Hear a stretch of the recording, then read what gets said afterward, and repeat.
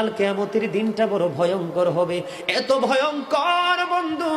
আমার নবী বলেছেন উলঙ্গ অবস্থায় মানুষগুলো হাসরের ময়দানে একত্রিত হবে রে। ও বন্ধু, প্রত্যেকের কবর থেকে ওই হাসরের ময়দানটা কমপক্ষে 50,000 বছরের রাস্তা হবে রে বন্ধু।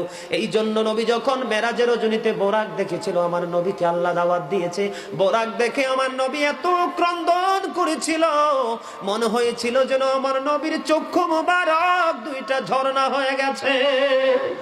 রে যুবক, কাল কিয়ামতের দিন ঘাম এত ঘামবে রে, কেউ মাজা পর্যন্ত, কেউ নাভি পর্যন্ত, কেউ বা আবার পুরো শরীর বন্ধু ঘামের নিচে ডুবে থাকবে, আবার মাথার মগজ টকবক টকবক করে উতরাইতে থাকবে রে।